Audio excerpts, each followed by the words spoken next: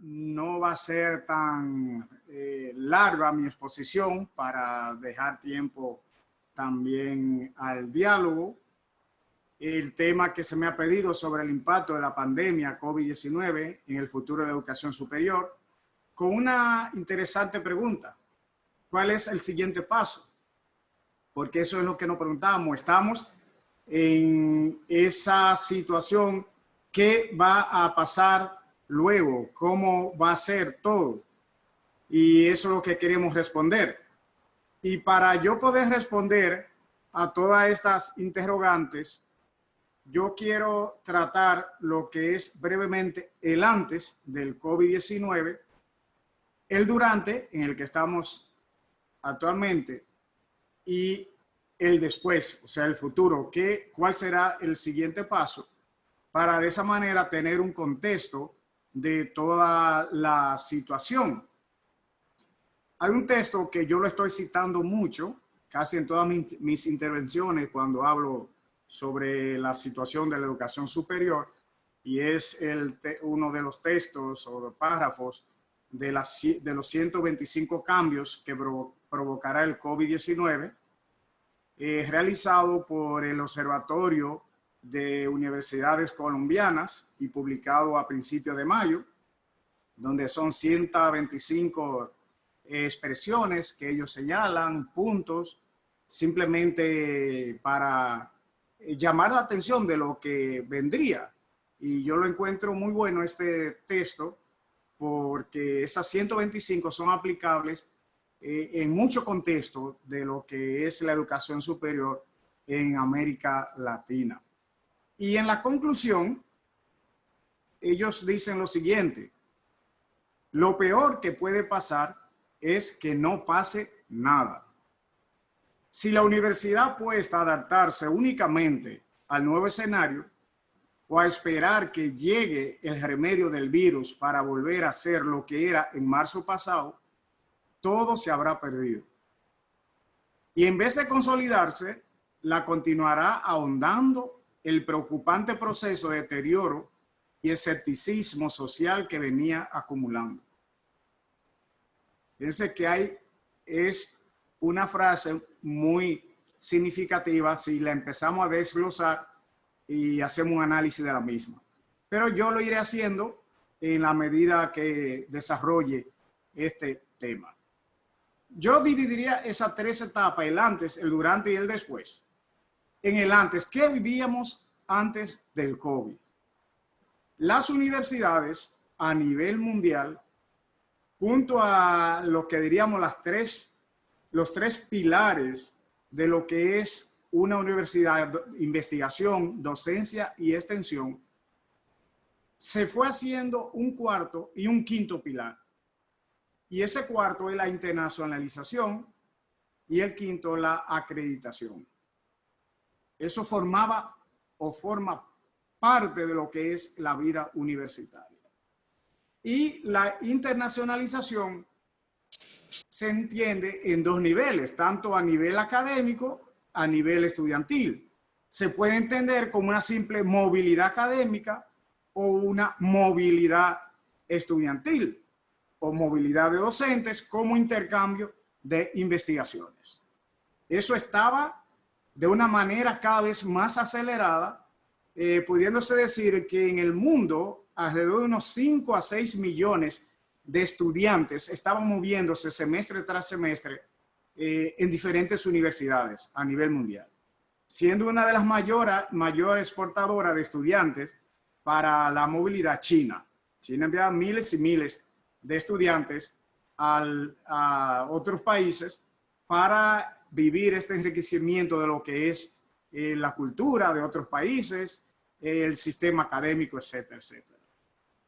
El otro proceso importante que estaba antes del COVID muy intenso es lo de la acreditación. La acreditación empezó a formar como ya un cliché dentro de las universidades. Estamos acreditadas y cada universidad estaba empeñada en acreditarse tanto nacional como internacionalmente.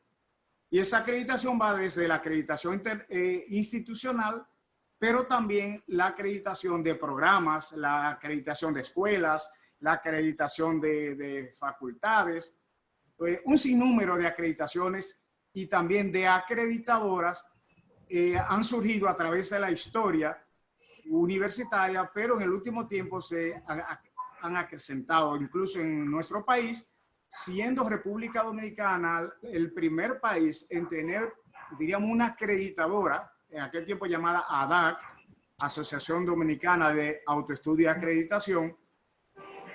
En República Dominicana desapareció y otros países de América Latina empezaron a crecer en este proceso de acreditación, y es ahora, justo este año, cuando el Ministerio de Educación Superior como que empieza a dar de nuevo pasos importantes para este proceso de acreditación, y se ha formado como especie de un organismo que tarde o temprano será un organismo acreditador.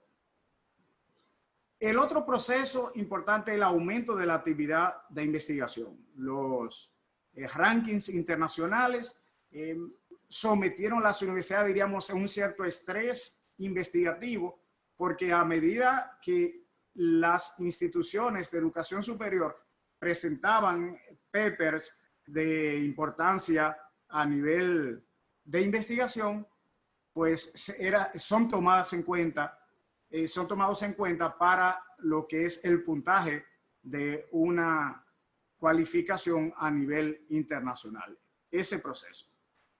Otro aspecto que me parece importante señalar, y por la importancia que ahora recobra, es que las universidades tradicionales mostraban una cierta desconfianza en la educación virtual.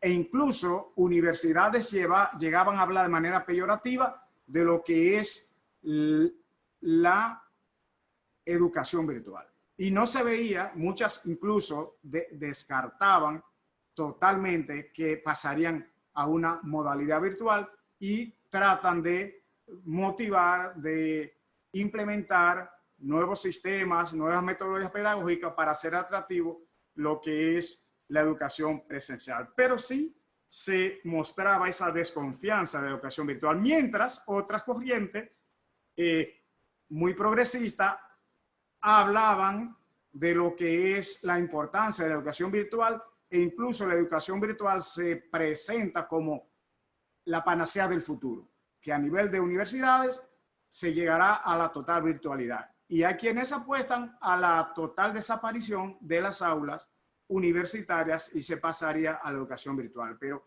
ese movimiento estaba ahí. Luego, claro, voy a señalar otro aspecto importante.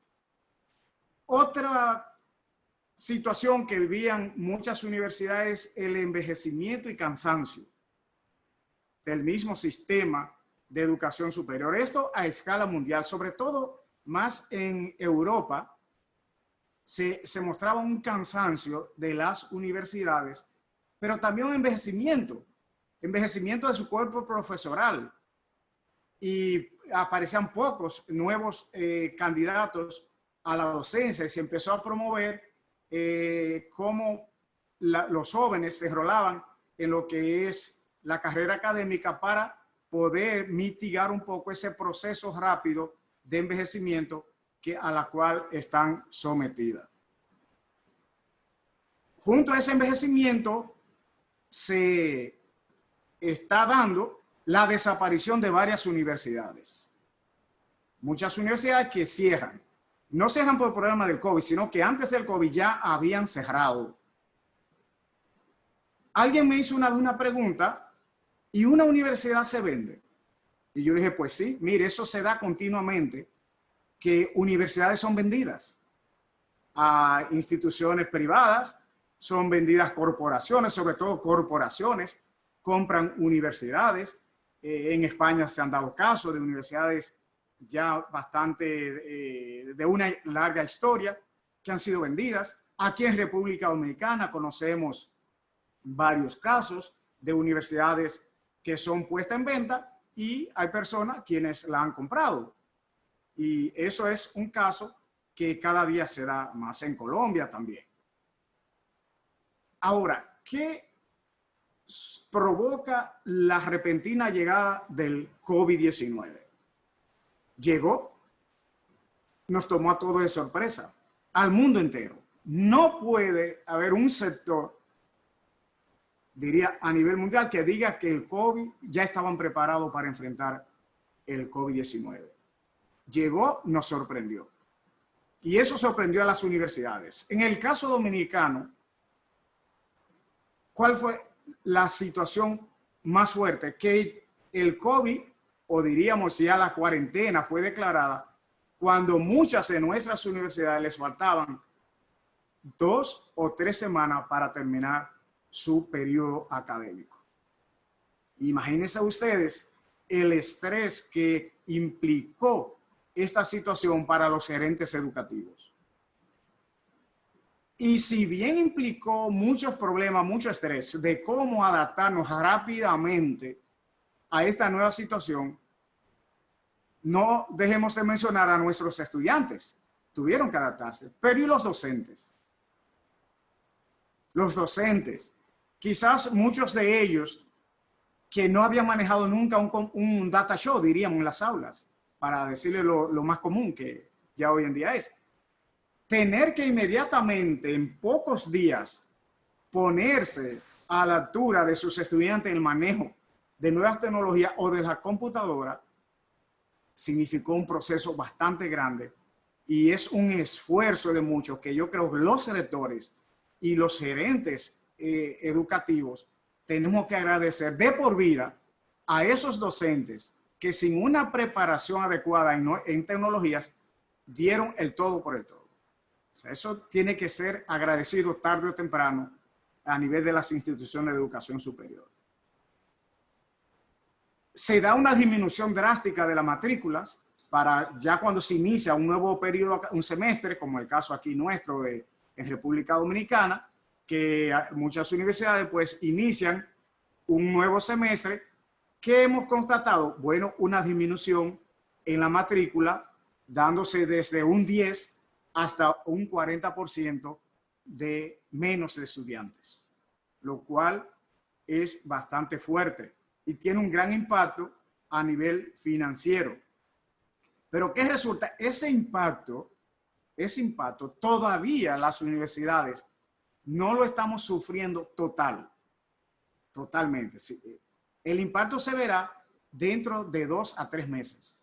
¿Por qué digo esto? Porque el impacto de la disminución de matrícula, ya muchos de las universidades tenían su presupuesto y ya la mayoría de los estudiantes habían pagado su cuatrimestre, pero al iniciar un nuevo semestre, esa disminución se da, esos ingresos menos tienen su efecto y ya en 2 o 3 meses, julio, agosto, veremos el impacto de nuestras universidades y todas estamos buscando ayudas, refinanciamientos, reorganización de deudas, etcétera, etcétera, porque preparándonos para esos meses que vienen en este impacto económico.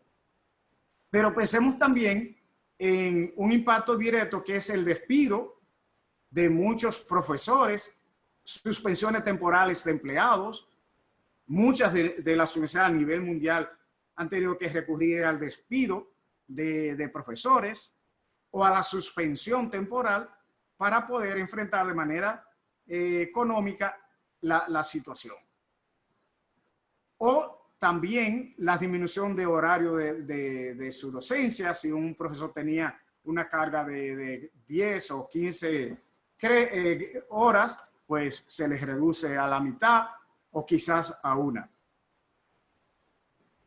Y se pasa rápidamente. ¿Por qué pudimos enfrentar esta situación de cuarentena y de confinamiento? Porque se pasó de la docencia presencial a la teledocencia. No educación virtual totalmente, como muchas universidades dijeron, que ya tenían su preparado, montado su educación virtual. Eso no es cierto. Montar un sistema de educación virtual conlleva mucho tiempo. Aquí incluso en la Pucamama ya llevamos más de 3 años tratando de formalizar una maestría 100% online y creo que ahora para el próximo periodo académico, agosto, es que vamos a tenerlo preparado. para que ustedes sepan lo que conlleva montar un programa de educación virtual cuando se quiere hacer de manera seria y responsable también. Por eso yo hablo que lo que pasamos fue de la docencia presencial a la teledocencia o a la docencia sincrónica. Incluso ni siquiera a la asincrónica, donde el profesor podía grabar y luego mandárselo a los estudiantes y luego compartir. No, muchas de las universidades lo que optaron fue a la enseñanza sincrónica a través de la teledocencia. Estos pasos se dieron sin consultar a los estudiantes ni tampoco a los profesores. No hubo tiempo para mucha consulta. En algunas universidades se han quejado, en muchos países, los estudiantes no se nos consultó qué modalidad de docencia queríamos. Los mismos los docentes. Es que esto era de vida o muerte. O se daba el periodo académico por perdido o se tenía que recurrir a algo. Y en este sentido, lo que hicimos fue recurrir a la teledocencia. Los profesores fueron obligados a adaptarse a esa nueva situación. Pues en caso de no hacerlo, tendrían que salir del escenario académico. Pensemos en docentes con años y años de docencia que la universidad tenga que decir, bueno, pues prescindimos de usted, no podemos ya usar su servicio porque usted no está adaptado a lo que es el uso de las tecnologías. ¿Qué hemos hecho? Tanto la Pucamaima como muchas de nuestras universidades, el inicio de una capacitación en educación virtual de manera intensiva. Y gracias a Dios, como los profesores tienen esa gran capacidad de enseñanza, pero también de aprendizaje, esto se dio sin mucho problema y las universidades hemos podido montarnos en ese tren de la virtualidad y de la teledocencia. Esto ha implicado también suspensión de procesos, los procesos de admisión, procesos de exámenes, los exámenes de admisión a nivel mundial, muchos países los suspendieron, otros los retrasaron, otros buscaron medidas de que los estudiantes para el próximo semestre, como es el caso aquí, puedan inscribirse en las universidades sin tomar el examen de admisión, pero que luego, cuando ya se normalice, que volvamos a la normalidad, puedan tomar esos exámenes. Las universidades han mostrado una gran capacidad de adaptarse a esos cambios, de improvisar y formalizar al mismo tiempo. Y para no seguir abundando en esta situación presente, pensemos que toda esta situación ha implicado una irrupción de la vida familiar. De la vida familiar de los estudiantes, de la vida familiar de los docentes. ¿Por qué? Porque están en casa. Lo que implica tener el dominio de estar frente a una cámara para el caso de teledocencia y lo que se mueve en la casa. Vendrán después libros o videos enormes de todos los casos que sucedieron durante la teledocencia. Hay muchas historias que contar y se irán haciendo poco a poco los memes que salen continuamente, pero vendrán enciclopedias de memes que yo creo que se necesitarán varias cantidades de gigabits y megabits para poder accesar a los mismos, de los tantos que son. Pero sí, una irrupción de la vida familiar, una carga emocional bastante fuerte ha implicado esto, porque el hecho de tener que preparar rápidamente ese material para la enseñanza, eso implicó mucho estrés y está implicando estrés. El seguimiento mismo a los estudiantes es mucho más, es más, diríamos, intenso que cuando usted está en las aulas. ¿Por qué? Porque el estudiante no distingue horas y continuamente cree que puede preguntarle al profesor a través de WhatsApp, a través de las plataformas que tenga cada universidad. Dejo ahí para preguntarnos ante esta situación y ahora, ¿qué tendremos? ¿Cómo estamos? ¿Qué será de la educación? Sin duda alguna, coincidimos en que habrá una transformación de las universidades. Una transformación de espacios, una transformación de relaciones, una transformación de estructura una transformación del concepto de presencialidad, del currículo y también de las finanzas. Dentro de esos pasos, diríamos que se va a dar ya se está dando el paso, o no se está dando porque se dio, o sea, se tendrá ya como normal el paso de la presencialidad a un modelo híbrido.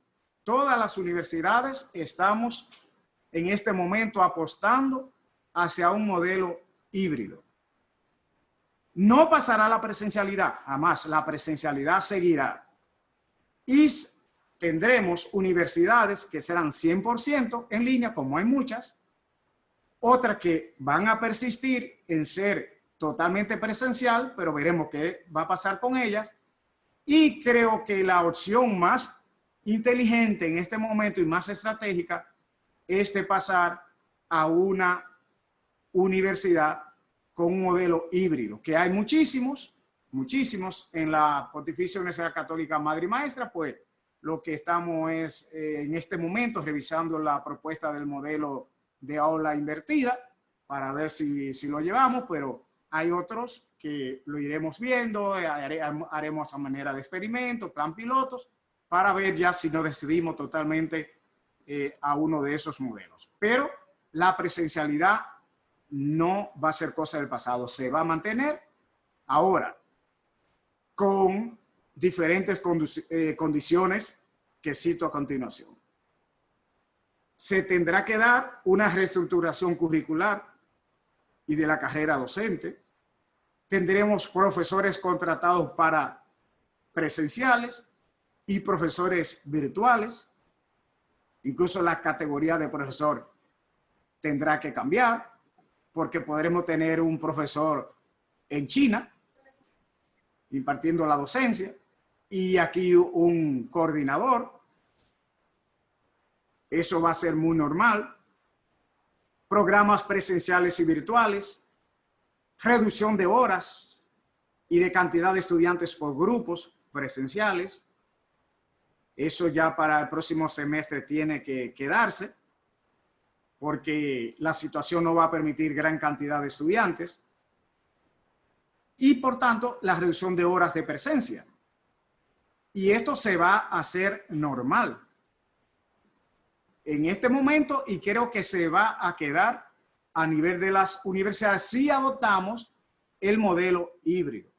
Menos horas, porque no se van a necesitar tantas horas en las aulas para un estudiante, pero también los grupos tienen que ser reducidos por los mismos modelos de educación híbrida, donde el estudiante recibe el material, tiene tutoría a través del internet, online, pero también recibe prácticas, recibe discusión, realiza discusiones a nivel presencial. ¿Qué va a requerir esto de los docentes? El docente va a tener que ser un gran productor de contenidos digitales. Un gran productor de contenidos digitales. O yo iría más allá. Dentro de esas categorías de profesores, que tendríamos profesores presenciales, profesores virtuales, vendrá la nueva forma de contratación como profesor productor de contenido. Esa suena bastante bien. Profesor productor de contenido. Donde un buen profesor de matemática lo contrata a la universidad solamente para producir contenidos en matemática, que luego se le llevará al profesor que va a conducir el proceso de enseñanza-aprendizaje, y este lo pasará a través de los medios digitales y luego lo discutirá en las aulas. El profesor, o muchos de los profesores, tendrán que asumir su rol como coordinadores del proceso de organizar y sistematizar el conocimiento de los estudiantes. Ya el profesor que tiene la verdad ya pasó hace tiempo. Todavía muchos se lo creen. O sea, hay muchos que se lo creen, que son los que producen el conocimiento, que son los que están enseñando a los estudiantes. Pero ya hoy en día, con toda la democratización del conocimiento, el acceso al conocimiento está en las manos de cada estudiante. ¿Cuándo el profesor era el transmisor de conocimiento? Cuando existían los mimeógrafos, o antes de los mimeógrafos, diríamos, existían los mimeógrafos, que muchos de los jóvenes no saben qué es eso, de qué es un mimeógrafo, que luego pasan las fotocopiadoras, ahora están los escáneres y los procesos de digitalización. Quiere decir, los libros están a la mano de todos y el estudiante lo tiene. Entonces, ¿cómo el profesor puede, a sabienda de que el conocimiento está, de que él allí en la sala, lo que está diciendo cosas que ya los estudiantes lo han leído o lo pueden leer, convertirse en ese coordinador, motivador, generador de ese entusiasmo por el conocimiento? Yo creo que uno de los impactos mayores a nivel de la docencia que tiene esta pandemia es ese en el rol del profesor, no solamente del estudiante, sino del profesor, y que tendrá que utilizar de manera eficiente las herramientas tecnológicas. Segundo, el proceso de internacionalización. Eso ha recibido un gran impacto en este momento, pero lo seguirá teniendo durante varios años. La internacionalización se va a crear universidades sin fronteras, como ya se están dando muchas universidades que cruzan la frontera, ofrecen educación online, pero también vendrá lo que son los convenios de cooperación interuniversitaria, donde tal universidad, usted hace un doctorado en Madrid y recibe la parte presencial en República Dominicana. Y esos convenios se están realizando ya antes del COVID, pero ahora serán con mayor acento ese proceso de internacional de acuerdo interuniversitario para ofrecer títulos comunes, duales o doble titulación. Pero, ojo, esta internacionalización de estas universidades sin frontera amenazan las universidades locales y sobre todo aquellas que quieran quedarse solamente 100% presencial. Es una amenaza, sin duda alguna. Creer que no es una amenaza es ser ingenuo. ¿Cuál sería uno de esos impactos si uno como universidad se adelanta? Es de brindar una formación local con una gran visión internacional y utilizando los diferentes medios, ya sea online, ya sea presencial o ya sea la semipresencial. Y se va a necesitar una regulación del sistema mundial de educación superior. Eso sin duda alguna veremos que en los grandes foros internacionales se empezará a discutir la regulación del sistema mundial de educación superior y los países, cada país tomará también una regulación. ¿Por qué razón? Porque hay universidades, hay un caso muy conocido que no, por razones éticas no se puede mencionar, pero aquí en República Dominicana, una universidad online donde hay muchos inscritos, estudiantes inscritos. Y esa universidad, de hecho, no tiene ni oficina. Tiene una casa, una señora una casa en Estados Unidos. Y desde ahí dirige la universidad. Pero otorga título de doctores. Entonces, eso necesita una regulación mucho más fuerte que la regulación de las universidades presenciales, para evitar el mal uso o personas que quieran aprovecharse de esta situación al ofrecer esto. La cooperación interuniversitaria también se tiene que dar a nivel local de la siguiente manera, así yo lo vislumbro, que compartamos profesores. Un profesor de una universidad X, que es bueno en la materia, que tiene buenos materiales didácticos, diría, bueno, pues vamos a hacer un pacto con esta universidad, los muchachos se inscriben, escuchan la clase de este profesor, pagan en la universidad de origen y el examen lo toman en la universidad de origen. Hay muchas modalidades y que se puede ser muy creativo en este sentido. En el caso de nosotros, Pucamaima, pues ya como rector he señalado que muchas de las asignaturas con pocos estudiantes la vamos a ofrecer en la modalidad de educación híbrida, formación híbrida o también online para ambos campus. Y que el profesor que sea en ese sentido de mayor valoración, si es el de Santo Domingo, pues el de Santo Domingo es que va a impartir esa asignatura y la tomarán Santiago y Santo Domingo juntos. Y así se reducen costos, y así se reduce también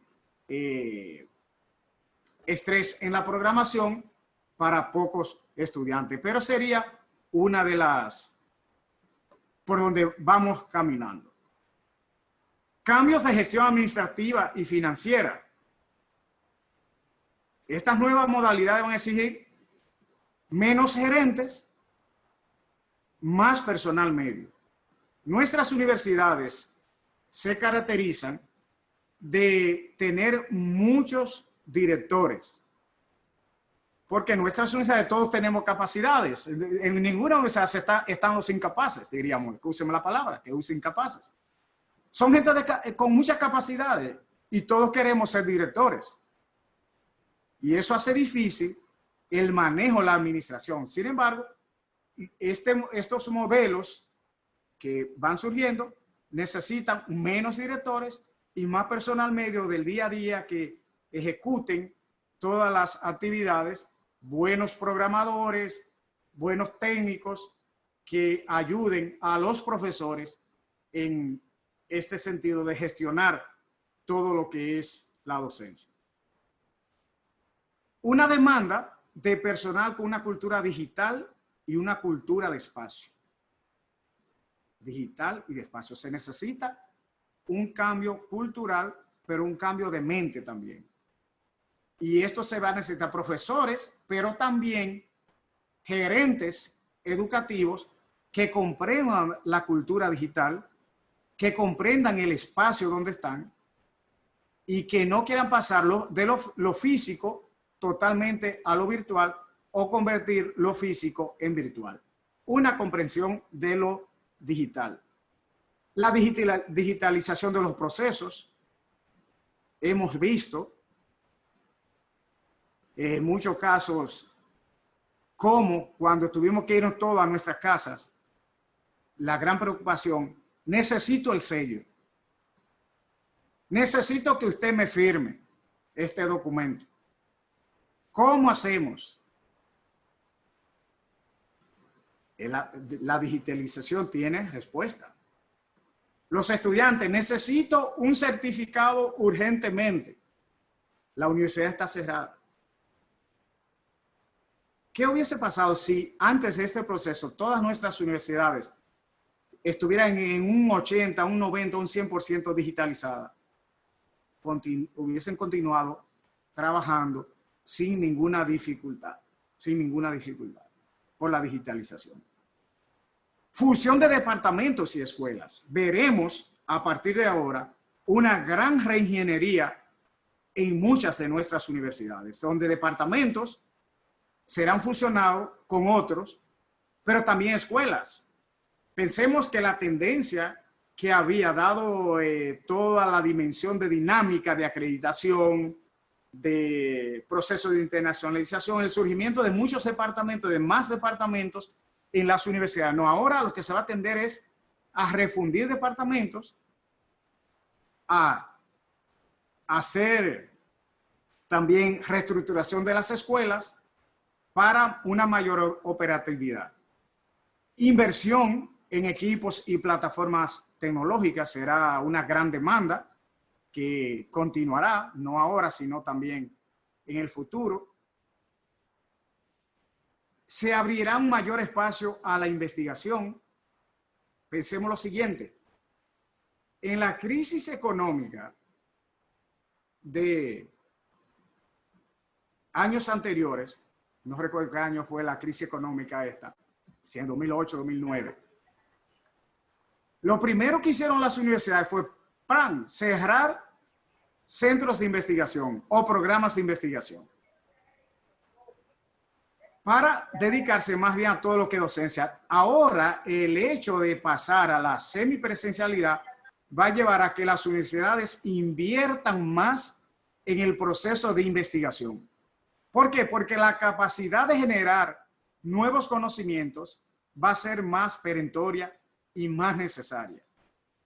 Y las universidades que logren aumentar su acervo en investigación, en innovación, las que tengan mayores propuestas y soluciones a los problemas sociales, a los problemas del mundo empresarial, a los problemas del crecimiento humano, y que sean capaces de compartir el conocimiento, esas universidades son las que van a tener, diríamos, una delantera en el futuro.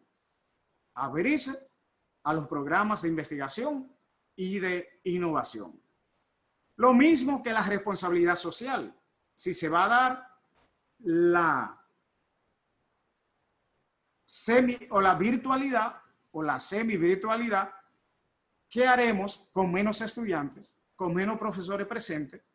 Ahí entonces vendría que un mayor compromiso con lo que es la transformación social y que los estudiantes tengan proyectos de contacto con la sociedad directamente.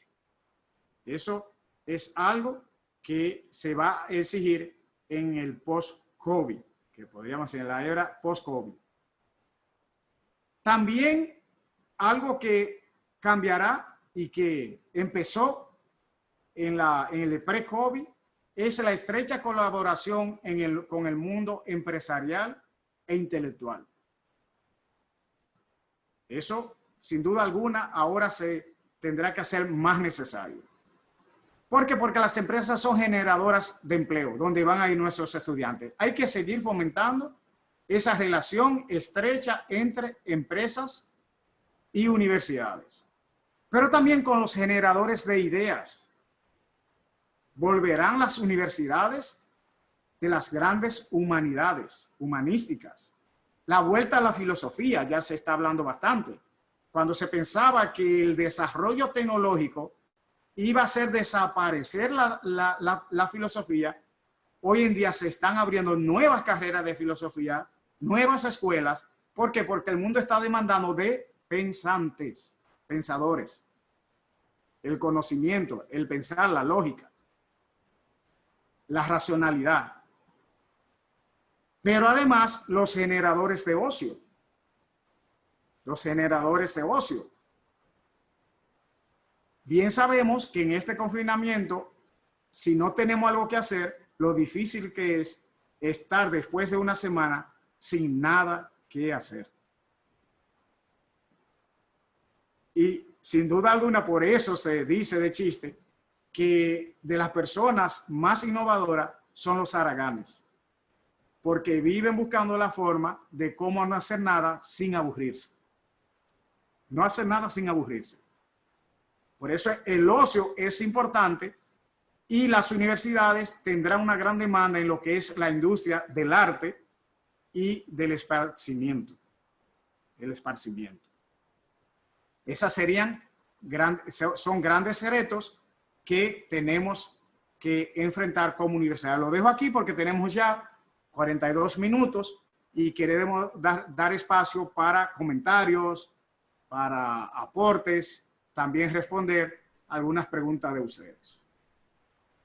Muchas gracias, padre.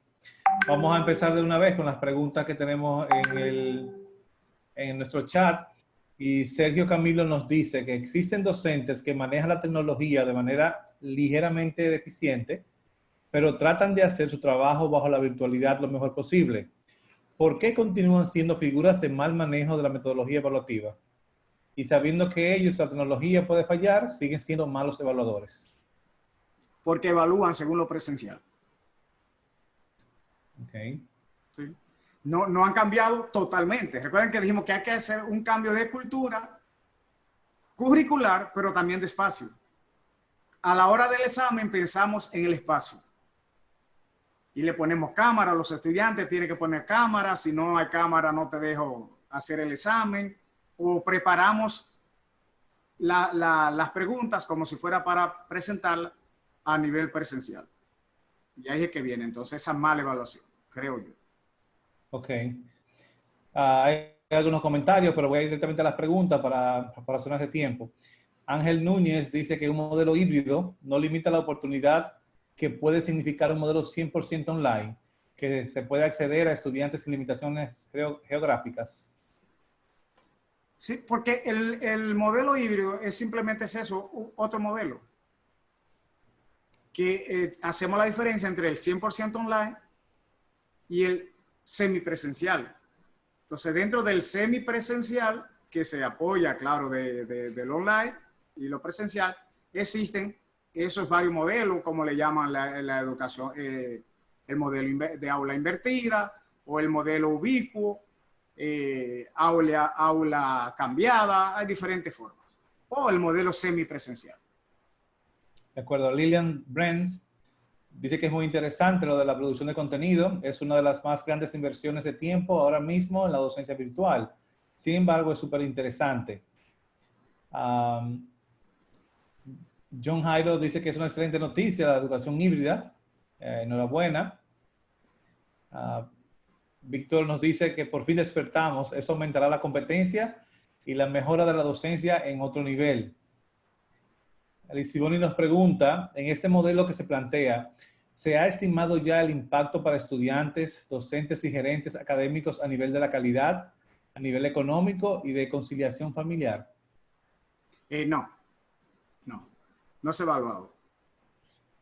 Tendría que hacerse previo a ya la implementación del modelo híbrido ciertos estudios en cuanto a ese impacto a la familia, a las personas, y si un modelo híbrido es más económico o no que el modelo online o presencial. O sea, no se ha hecho todavía.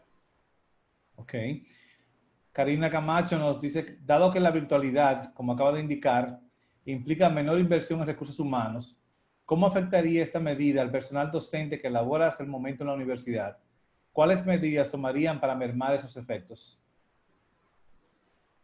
Existe, como diríamos, una creencia de que la educación virtual necesita menos profesores. Y resulta que no. Que en educación virtual se necesitan tanto profesores como a nivel presencial. ¿Por qué? Porque la educación virtual conlleva un mayor seguimiento y tratar de que los grupos, cuando se quiere hacer proceso serio, o sea, perdonen que le insista en eso, porque si se hace un modelo, si a nivel presencial yo como universidad soy malo, a nivel virtual voy a ser también igual, malo también. Y si soy bueno a nivel presencial, no implica también que voy a ser bueno a nivel virtual. O sea, es un sistema un poco complicado, pero cuando se quiere hacer con calidad, si se propone la calidad ante todo, el profesor no va a ser desplazado. Se va a necesitar por el hecho del seguimiento, como decimos. Esta siguiente pregunta de Amanda Castillo, a mí particularmente me la han hecho mucho. Ella dice, ¿y cómo se ve la calidad, el rigor, la responsabilidad del aprendizaje? Porque todo se presta a muchas cosas. El profesor coordinador, facilitador y orientador. En la educación híbrida tiene que haber un buen seguimiento en los momentos presenciales. Un buen seguimiento. Yo tengo un modelo un poco en ese sentido que yo sé que es un poquito raro y que nunca me lo van a aceptar en ninguna universidad. En dos he sido rector y creo que ninguna le ha dado. Cada vez que lo propongo, más veo los ojos grandotes que se me... Y digo, ya esto me indica que por aquí no vamos. Por decreto. Por decreto me hacen una revolución y termino saliendo entonces. Y no se podría hacer. El modelo que para cuando todo se, si en este modelo virtual es de que se hace necesario, si bien exámenes de una materia concreta, son necesarios los exámenes por área. Que en vez de una materia, sea por área. Los de finanzas, examinarse todas las materias que tienen que ver, qué sé yo, con control financiero, todas juntas. Una, antes de terminar los estudios. Si se hace examen semestralmente, es necesario, como diríamos, como las famosas pruebas nacionales, pero mostrando competencias. O sea, que las competencias, o más bien para ser más claro, un examen general de competencias. Y si no se adquirió esa competencia, pues volver a repetir, no inscribiendo quizá la materia, sino que al estudiante se le dé la posibilidad de irse a prepararse donde sea y luego presentar el examen de competencia.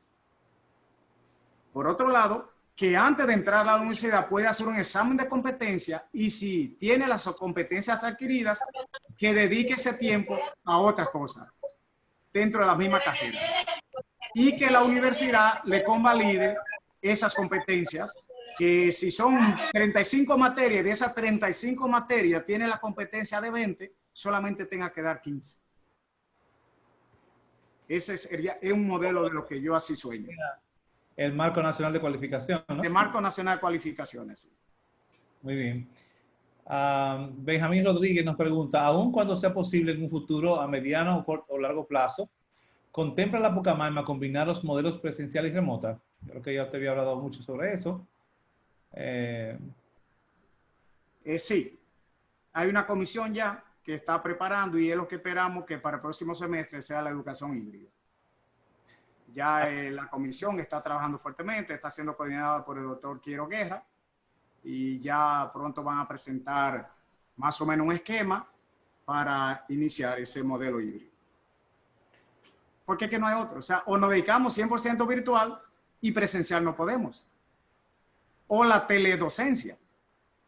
Y ustedes saben lo agotador que es la teledocencia. Los que están ahora dando clases saben lo agotador que es la teledocencia. Es mucho más agotadora que la presencial. Mucho más. Los oculistas dicen que hay dos carreras que van a hacerse de dinero en estos próximos meses. Los abogados con todas las demandas laborales y los oculistas. Yo estoy de acuerdo. Me pregunta alguien en privado, ¿qué se contempla para los estudiantes especiales o discapacitados? O con discapacidad, debería ser. No tengo respuesta todavía sobre eso. No tengo respuesta porque imagínense, con todas estas novedades son cosas que tenemos que resolver. Pero sí, uno apela diríamos, al conocimiento de los docentes, que hay muchos docentes que implementan rápidamente esos modelos para las personas que tienen discapacidad. Sobre todo los que tienen discapacidad visual, pues ya hay muchísimos libros. También los videos le ayudarán mucho. Y hay mucha metodología para ayudar. Lo que se necesita es la capacidad innovadora del docente para cuando se le presenten esos casos de estudiantes con cierta discapacidad puedan responder a lo mismo, pero la tecnología lo facilita. De acuerdo. Rafael Vargas nos pregunta, ¿qué opina usted en la utilización de la realidad virtual y aumentada para la capacitación de los docentes y estudiantes? Excelente. O sea, yo no le veo ningún inconveniente, sino le veo más ventaja en ese sentido.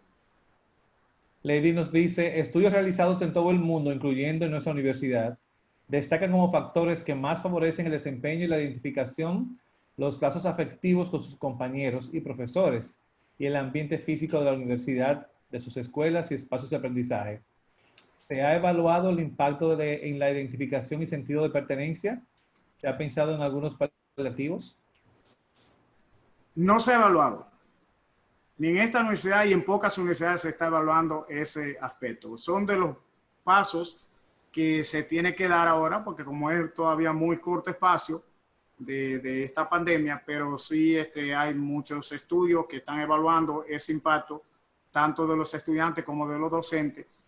Y decía, cuando hablaba del concepto de espacio y de presencia, lo que me refiero, que hay que ayudar cómo aprovechar esas horas de presencia que sean de calidad y que motiven la interacción social. Y por eso fue que afirmé que la presencialidad no va a desaparecer. ¿Por qué? Porque el hecho de estar juntos es una tendencia del ser humano. El hecho del roce personal es del ser humano. Hasta los países nórdicos, que no son gente muy dada a andar, como dicen, juntos, lo están sintiendo. Depresión en cantidades, suicidios han aumentado. ¿Por qué? Porque la interacción es parte del aprendizaje y parte del desarrollo humano. Y las universidades, los espacios post-COVID, tienen que ser usados para vivir de manera intensa y de calidad el momento presencial. Luis Ronald Capellán nos pregunta si se ha estimado el costo y los medios mediante los que serán solicitados o exigidos a estudiantes y profesores los recursos tecnológicos suficientes para adaptarse a este modelo híbrido. Y si es así, se podría citar cuáles serían. Porque hay personas que no tienen equipos para poder impartir las clases desde la virtualidad. Las universidades dominicanas, las asociaciones, la ADRU y la DOU, ustedes han visto en los medios de comunicación, hemos estado haciendo contacto con telefónicas y ya el próximo martes nos reunimos también con Indotel para ver cómo facilitamos a los profesores y a estudiantes no solamente un acceso a internet estable y de ancho de banda considerable, sino también están pensando en cómo facilitar la adquisición de equipos. Y la universidad, la nuestra, la Pucamaima, tendremos que pensar de cómo también darle facilidades a esos profesores que tengan los equipos necesarios para poder dar la docencia.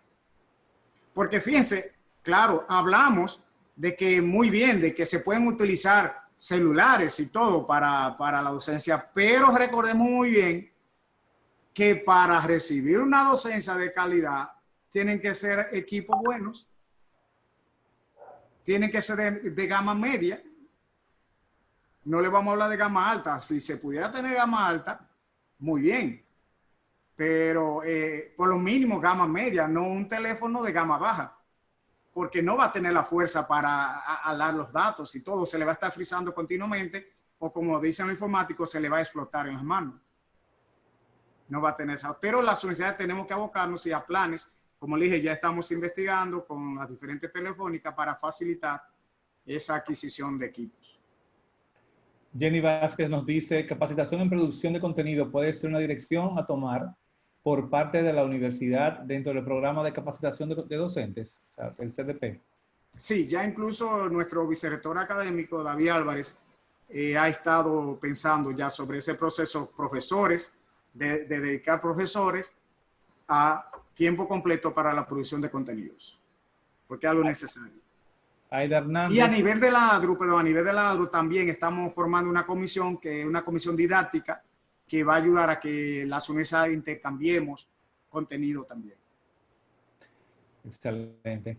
Aida Hernández nos dice que usted ha mencionado la necesidad de la regulación de la educación virtual. En ese sentido, le gustaría saber cuál es la postura del MESID, que se han avanzado con esa entidad, que tendría, por supuesto, un papel fundamental en la regulación.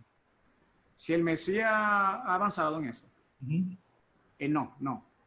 Se está trabajando en la nueva ley de educación superior el acápite de la educación virtual, de la educación en línea. Eso sí se está trabajando. Pero una regulación ya a nivel de leyes, porque esto tiene que ser a nivel país, no se ha hecho todavía. No. La instalación de universidades extranjeras en el país o como también los ofrecimientos de los programas a nivel internacional. No lo hay, que yo sepa. O sea. Rosa dice si puede hacerse el examen de competencia como una certificación, aunque tenga que hacerse con organismos externos. Sí, claro. Un comentario de Lady que dice que los estudiantes de arquitectura extrañan el campus y está con sus compañeros. Jairo Cruz nos dice que muchos procesos académicos administrativos necesitan la forma presencial, como lo es, por ejemplo, un certificado en la dirección de registro y otros departamentos. Se tiene la universidad del proyecto, la expedición de esas certificaciones de manera digital. Sí, se está en proyecto con el Campus Solution que tenemos, dará las certificaciones digitales y la firma digital también. Ok. Giselle Gómez nos dice, ¿qué mecanismos se implementarían para fines de evaluar la calidad de los contenidos que sean generados por los docentes en la modalidad híbrida? Ahí entra bastante lo que es tanto los organismos en nuestra universidad, el CDP, o sea, el Centro de Desarrollo Profesoral, y también los comités de evaluación. Tendrá que volver, porque esto está replanteando todo. Tendríamos que buscar nuevas formas, comité, de evaluar esos contenidos digitales, que pase por un proceso de evaluación para ver si califican o no. Porque, claro, encontramos inmensidades de contenido chatarra, que es increíble. O sea, lo que se encuentra, porque recordemos que un libro necesita más tiempo de procesamiento. La parte digital no tanto. Entonces, el peligro de caer en contenido chatarra es mucho mayor.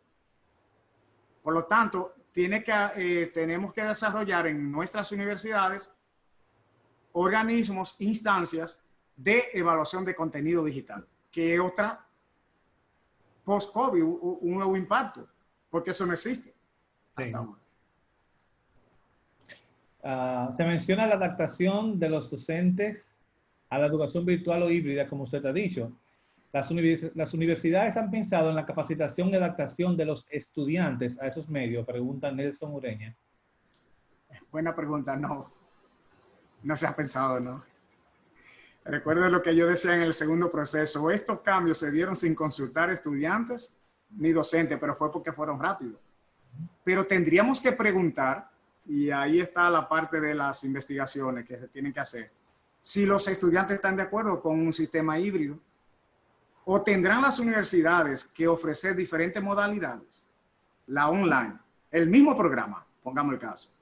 Diríamos administración hotelera, online, presencial, híbrido, y que el estudiante elija.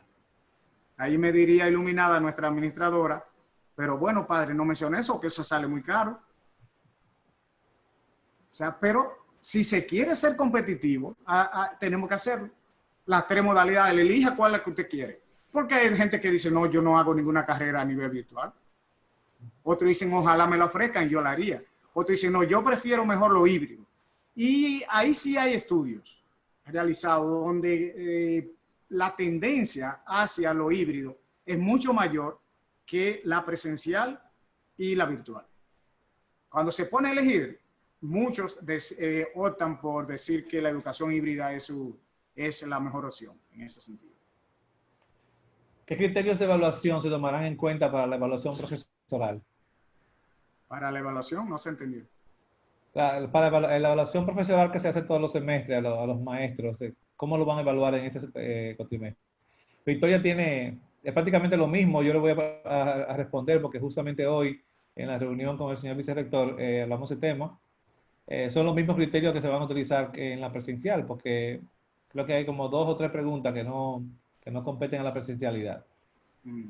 Bueno, ¿se ha contemplado en todo esto la brecha tecnológica existente? Yo ya creo que respondió un poco esa pregunta que cuando lo dijo. Si hay una fecha tentativa en la que se pueda regresar a la universidad. El Ministerio de Educación Superior habla de agosto. Pero si usted pregunta cuándo, a todos no sabemos. Es que todo va a depender de cómo vaya evolucionando la pandemia. Incluso muchos países que ya pensaban iniciar ahora han vuelto hacia atrás y han dicho, no, vamos a dejarlo un mes más hasta esperar en las escuelas y en las universidades. Porque todavía se está en la etapa como que no sabemos mucho.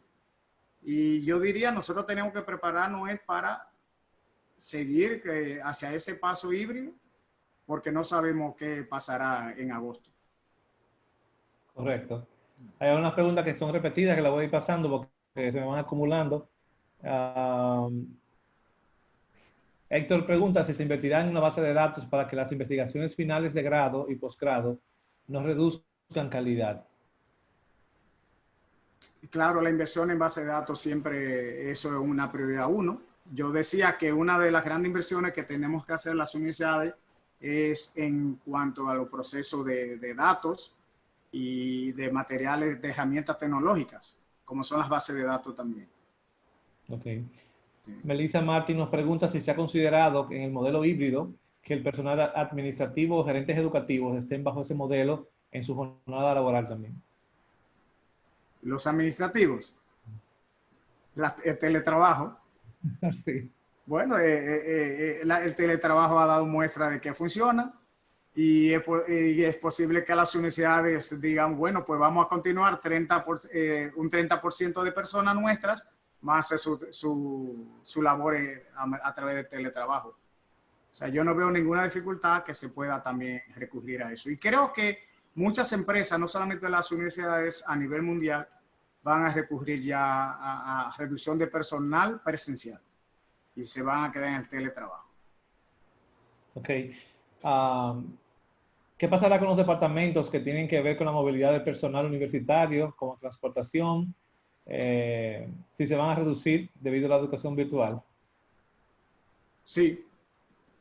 Ahí es que yo digo que se perderán también puestos de trabajo.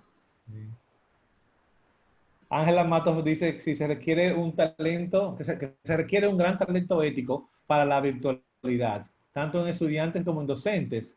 ¿Qué prevé aportar en línea formativa la Pucamaima?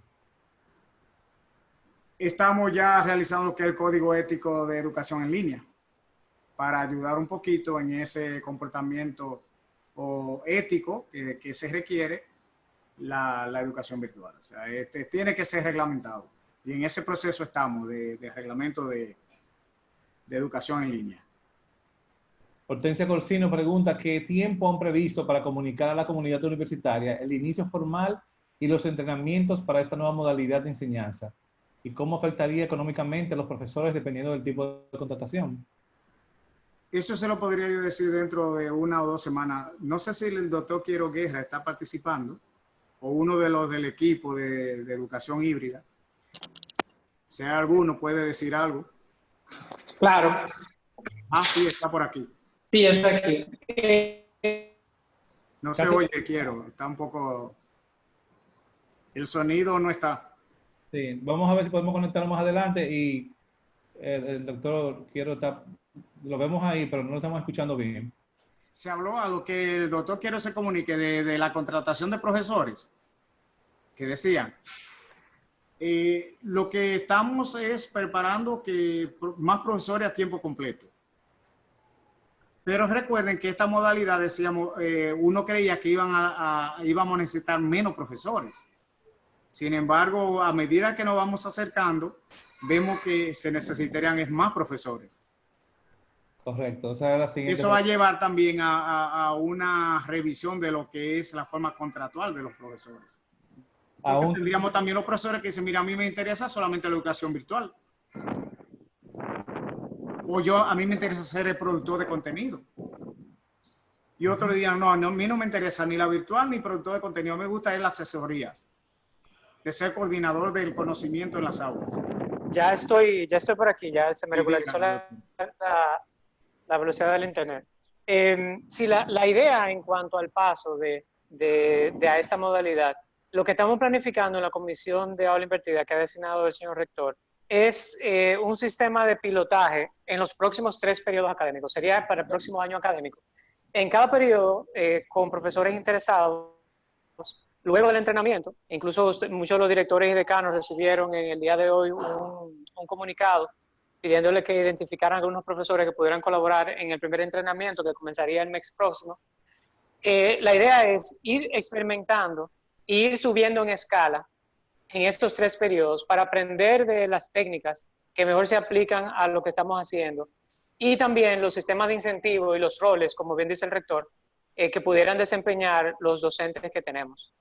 Entonces la idea no es dar palo a lo ciego, es creando yo diría que unas experiencias cuasi experimentales de aprender cada periodo de qué es lo que funciona y qué es lo que no funciona y la mejor forma de hacerlo. Excelente. En otra palabra, para el próximo cuatrimestre, ¿cómo yo lo vislumbro? Bueno, cursos totalmente en línea, telepresencia y aula invertida. En caso de que la pandemia continúe y no se permite en agosto la presencia de estudiantes. Pero si se permite, tendríamos que reducir lo que se está pensando a nivel de ministerio y a nivel de nuestras universidades es que tiene que ser con reducción de estudiantes. En una aula de 20, solamente 10. Entonces, todavía no tenemos respuesta a nivel del sistema educativo. Sí, necesitaríamos entonces, ¿cómo vamos a arreglar lo que es la carga académica de los docentes? Si el crédito, si son un grupo, ¿vas a tener 2 grupos o un solo grupo? Son de las preguntas que vienen. Porque si él tiene un grupo de matemática 3, de 40, se les reduce a 20. Entonces, quiere decir que se le tendrá que pagar por cada grupo de 20. Entonces, recuerden, eso va a tener una implicación económica dentro de la universidad. Pero es algo por lo que yo veo que se va a tener que hacer, porque ciertamente son horas diferentes.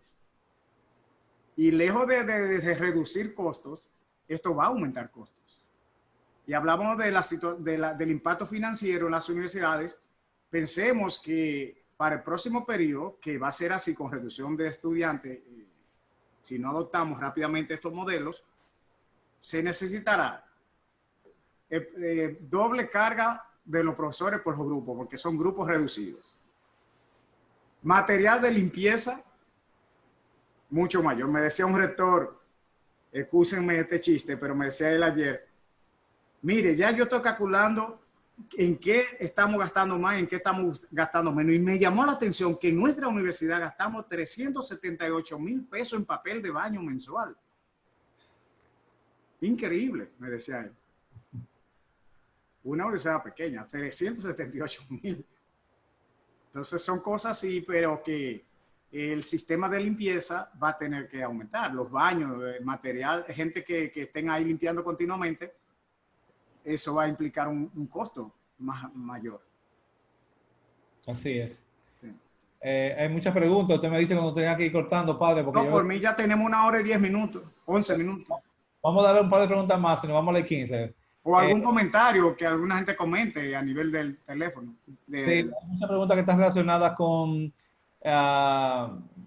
que yo le sugeriría que se comunicaran con algunos de sus decanos y directores, porque muchas de las preguntas que estoy leyendo, ya los decanos la han trabajado, porque he estado presente en esas reuniones, y se habla de la reunión virtual. Entonces, pregunta si se van a contratar nuevos profesores,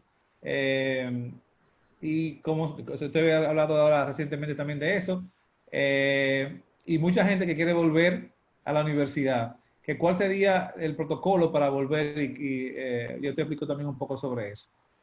Vamos a ver si alguien más tiene una pregunta o usted tiene un comentario final para no tomarle más tiempo, todas las preguntas y los comentarios que han tenido aquí.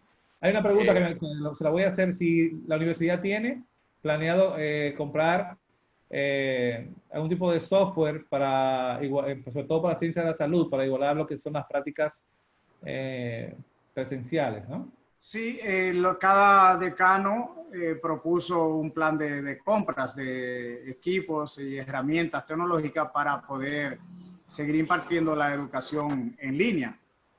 Eso ya está en proceso, algunos otros están más lentos, pero están en proceso de compra porque es algo necesario. ¿Cuándo volveremos? De acuerdo a lo que digan las autoridades competentes.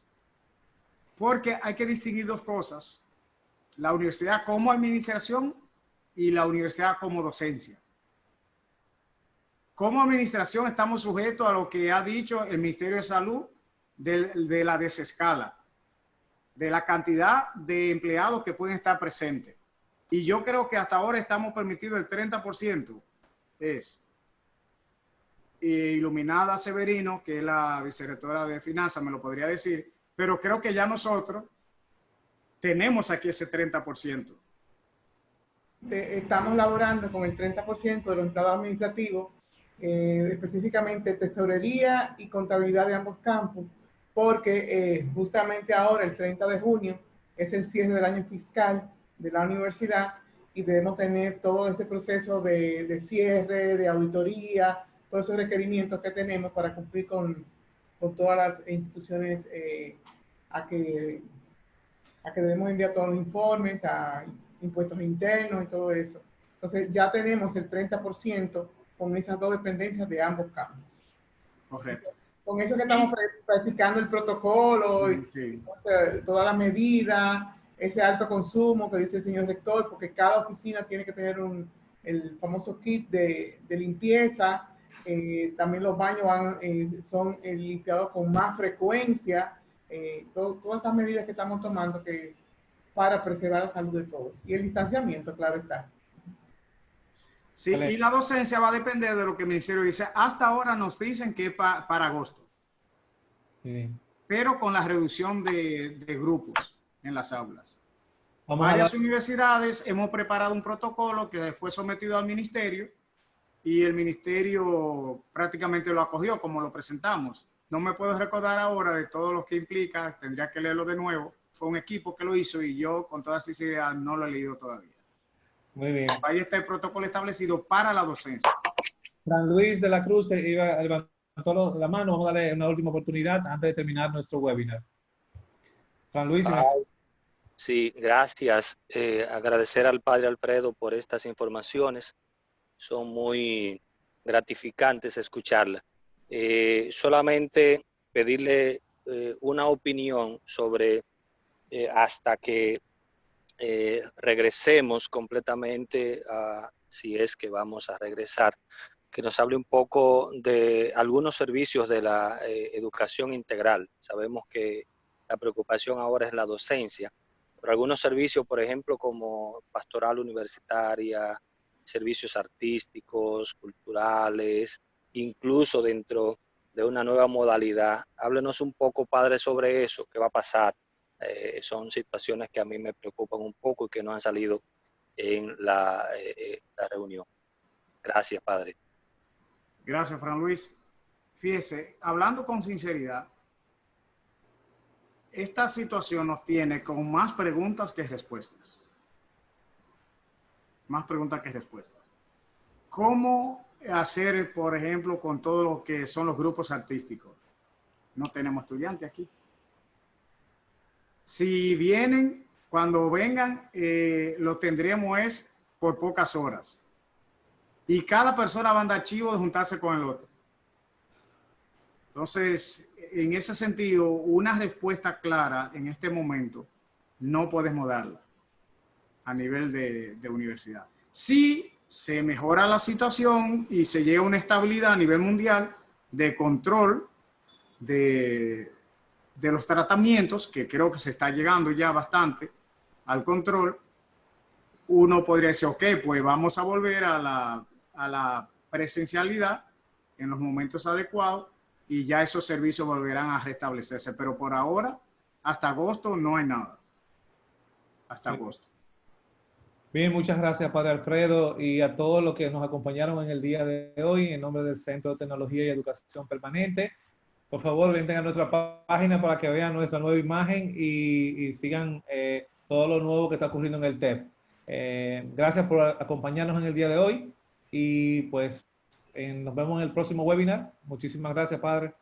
Gracias a ustedes y como académicos que somos, seguir el momento de ser innovadores, de buscar ideas, como decíamos, tantas preguntas sin respuesta, que nosotros seamos parte también de esas respuestas. Muchas gracias. Muchas gracias a todos. Tengan buenas noches.